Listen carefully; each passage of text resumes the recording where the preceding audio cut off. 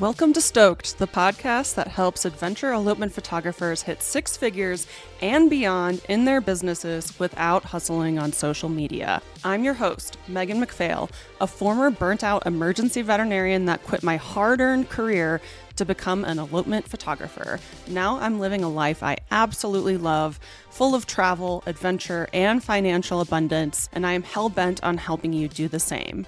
Are you ready to start booking out your calendar with dream couples in breathtaking locations and feeling genuinely stoked about your elopement photography business, life, and bank account?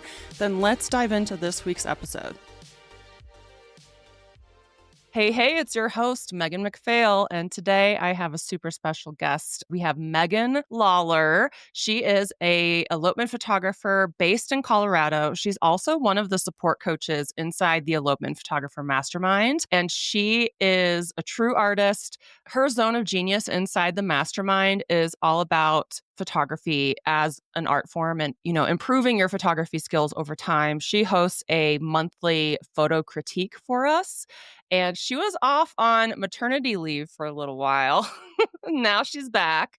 She's got a 4-month-old baby at home. And one of the coaching calls that she did before she left was on artist statements. So we're going to cover that today. Welcome to the podcast, Megan. Thank you. Excited to be here. I'm so excited you're here. This is your second episode with us. And so tell me, why are artist statements so important? And what the heck is an artist statement anyway? Yeah, I think it's so interesting because a lot of people coming into the elopement photography space or wedding photography space don't necessarily have a background in fine art.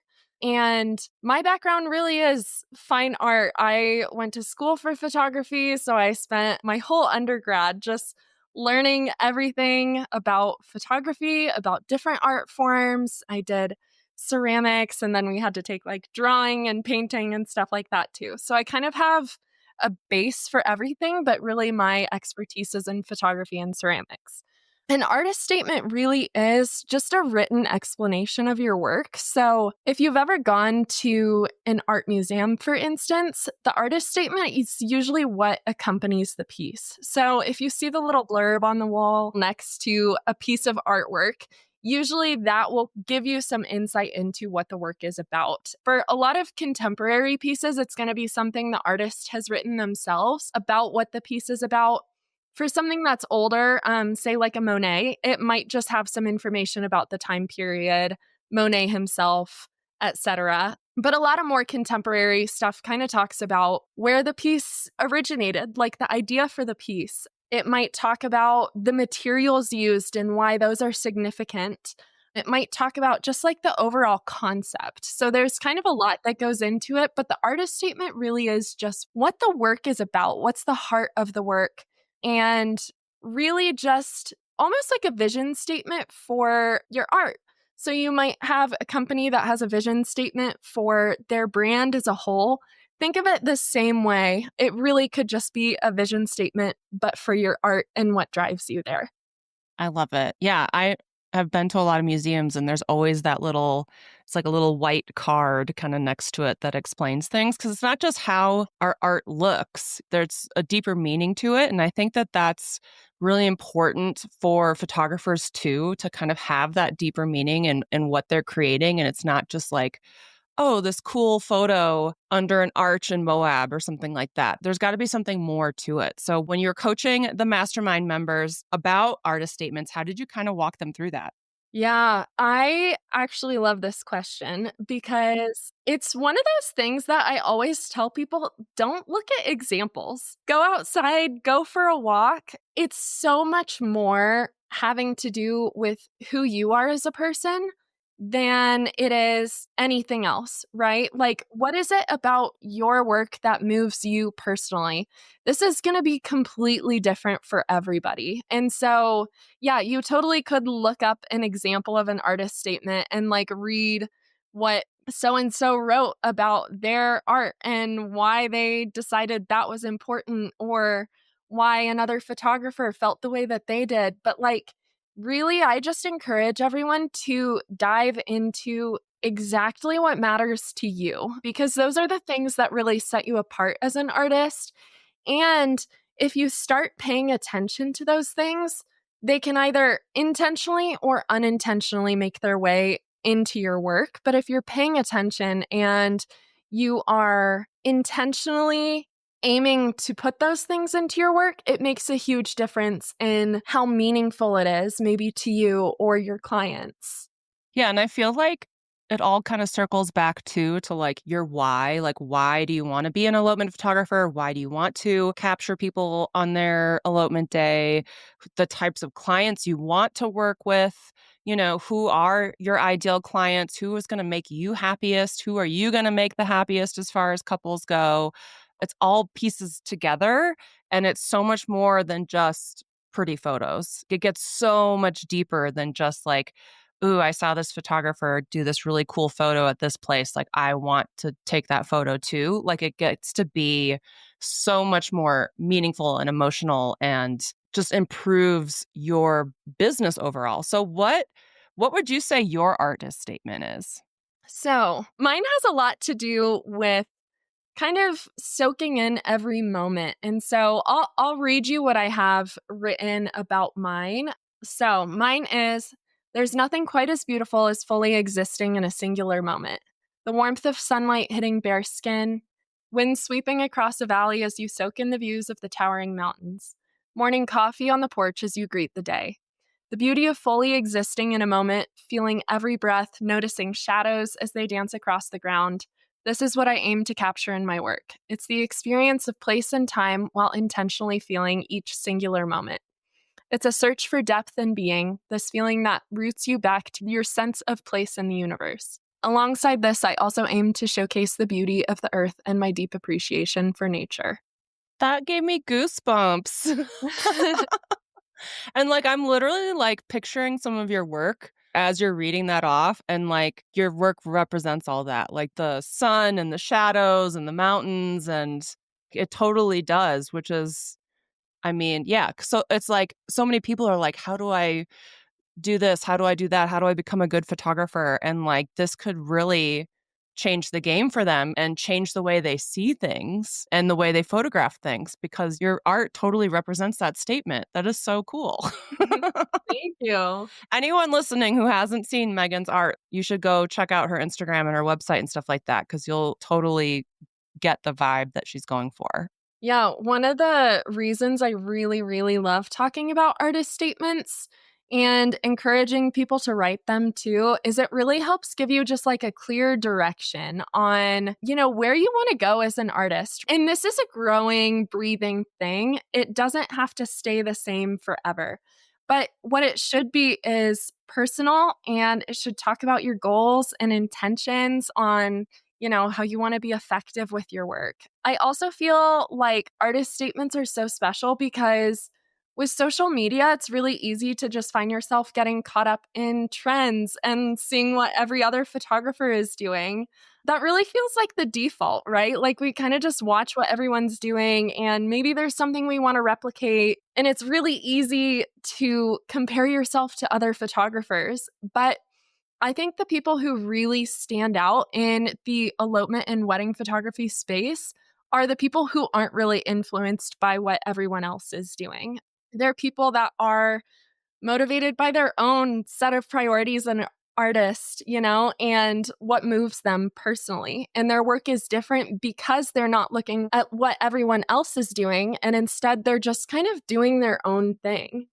Yes, they have their blinders on, yeah, which is so hard, I think, especially for some of the newer photographers who are like, "Okay, how do I become successful? How do I get bookings and inquiries and stuff like that?" Like, "So and so is successful.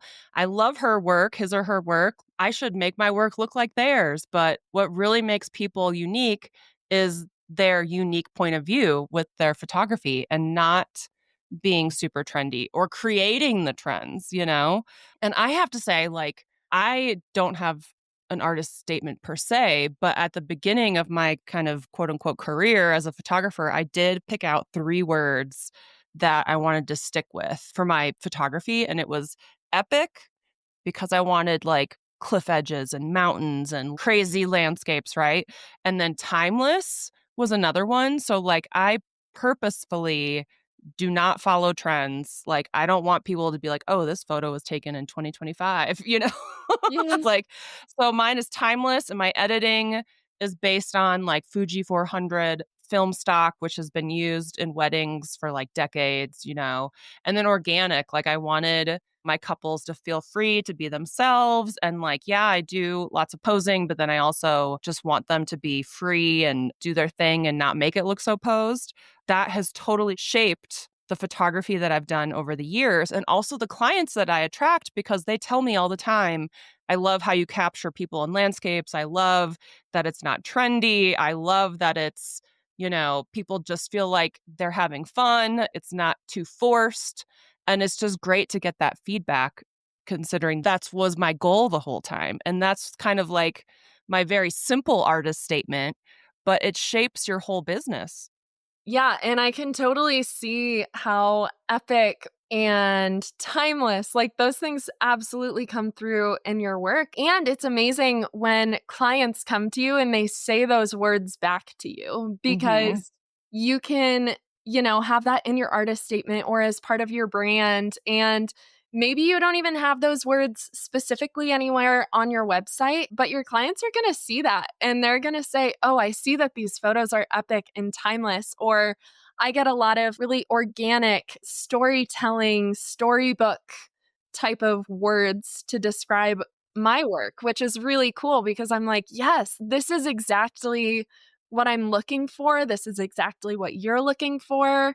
It really does kind of just help create more of that relationship between you and your clients too, which I think is super cool. Yeah, and it just gives you direction when you are scrolling on the gram and feeling like, "Oh, this person's work is so beautiful. Why isn't my stuff like that?" And it's like, because I have my own point of view. I have my own way of doing things, and it's important for me to stay true to myself, and not get pulled around by all the other people that I'm seeing. Because then it's just like, I don't know. I don't think it's good to be all over the place. Yeah, totally. Totally.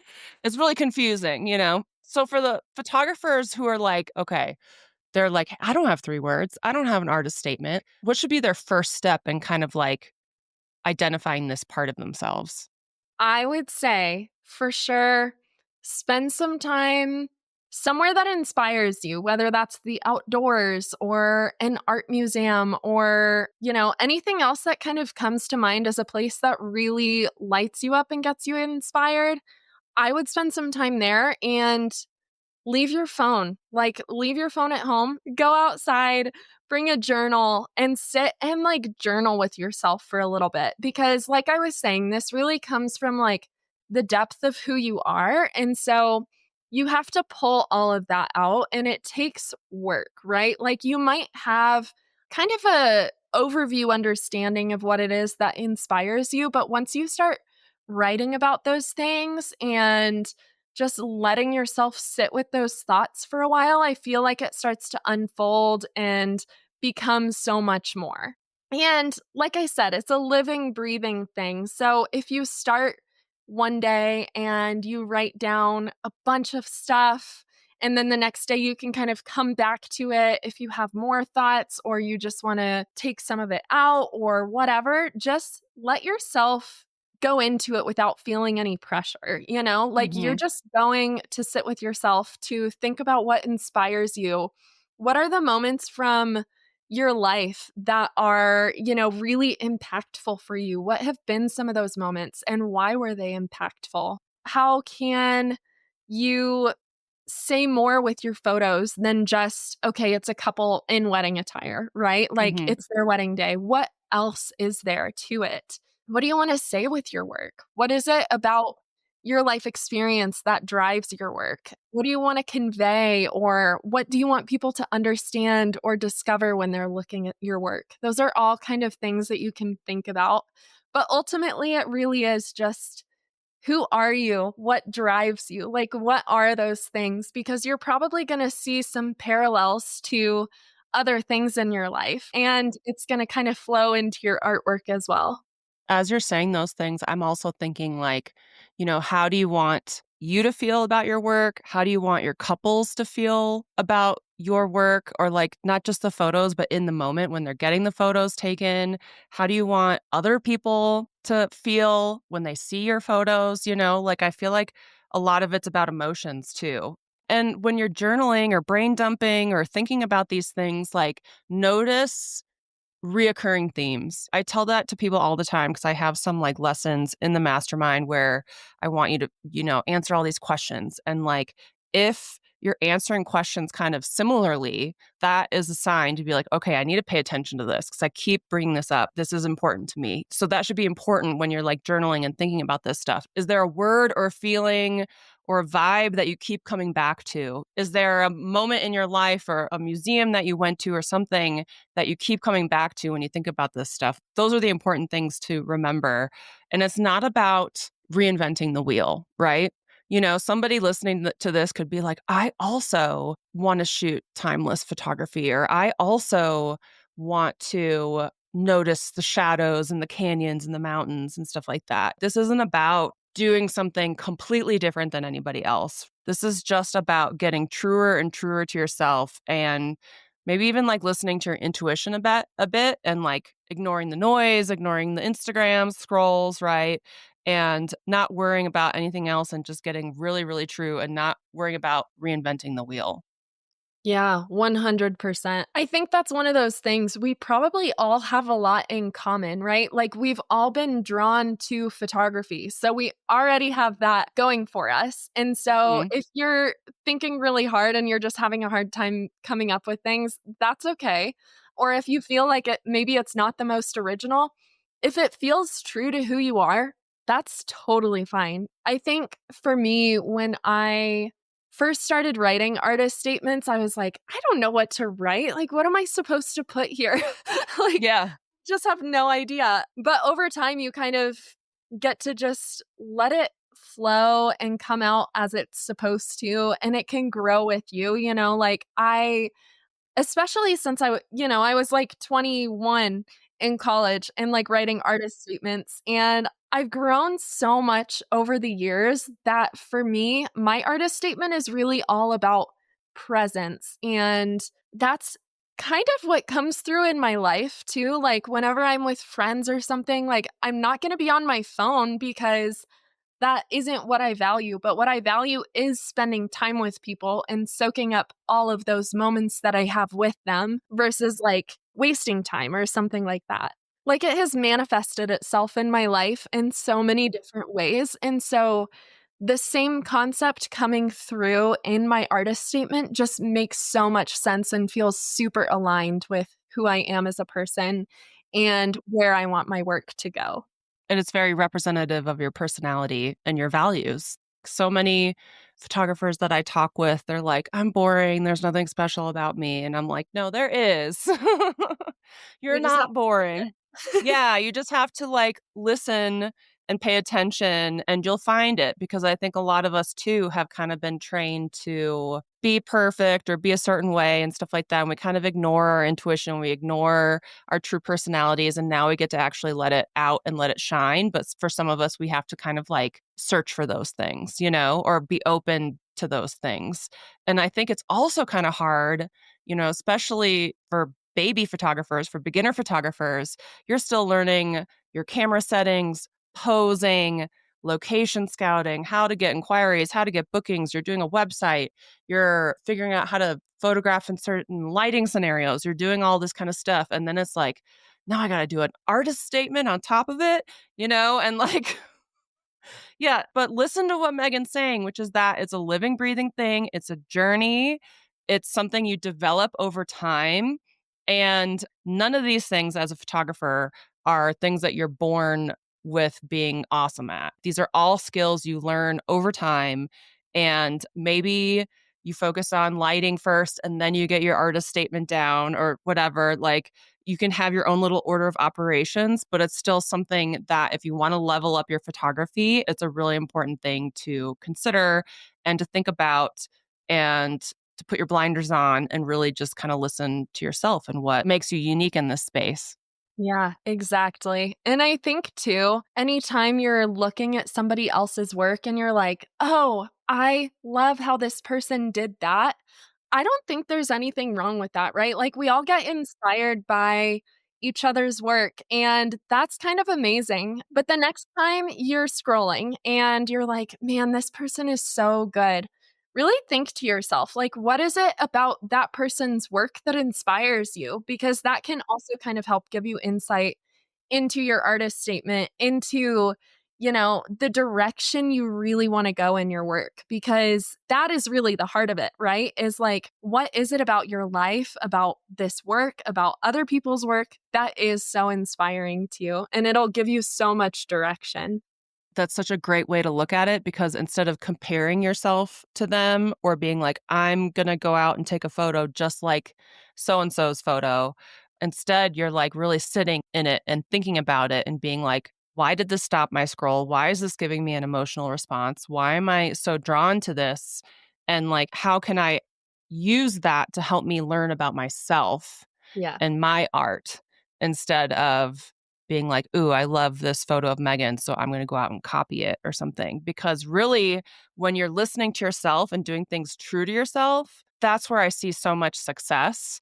And the people who struggle with that and really, I don't wanna say copy, I'll say replicate or emulate or something like that. When they're really just trying to, do what others are doing, they flounder, they struggle, and they don't see the successes that a lot of other people do who are more grounded in who they are and what their business represents and what they want from their business and their art.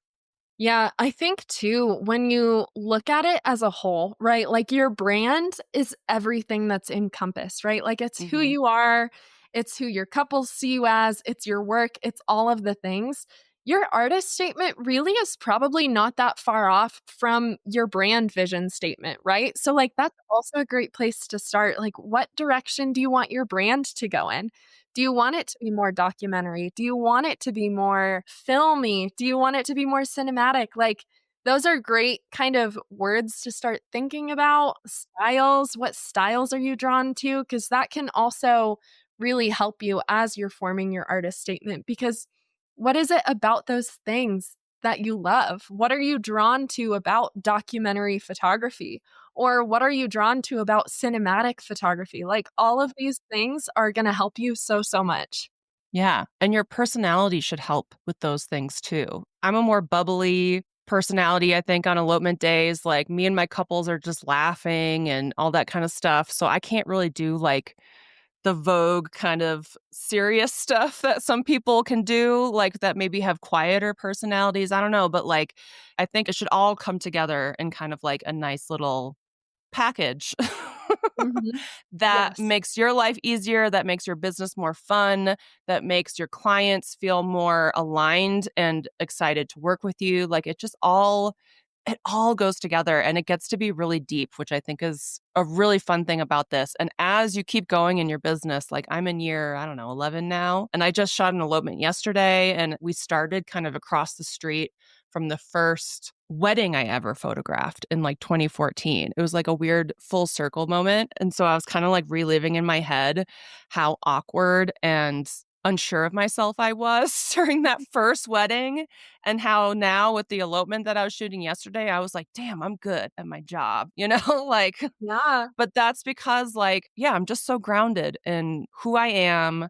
And that has come with time and it continues to manifest itself and improve. And I continue to see things differently or play around with things. Like, I don't know, it just all continues to improve over time, but it really does kind of start with that vision and that statement. Yeah, absolutely. I love that so much. I think it's so cool too to look back at, when I started shooting weddings, I was still in college and I just thought all these photographers out west were so cool. And I was like, oh, I'll never be able to do that. But like, I Mhm. really want to do that. And like, looking at how I've grown in my art, moving out here to Colorado, getting to photograph elopements here and literally all across the world, like in Iceland and in Greece. It is truly crazy and amazing. And yeah, I just think it really speaks to like the dreams that you have are there for a reason. They're part of who you are. And so if you keep going, even when it feels hard and even when you feel like giving up, they're going to bring you so far. And so, yeah, absolutely. All of that totally flows into your artist statement 100%. Love it.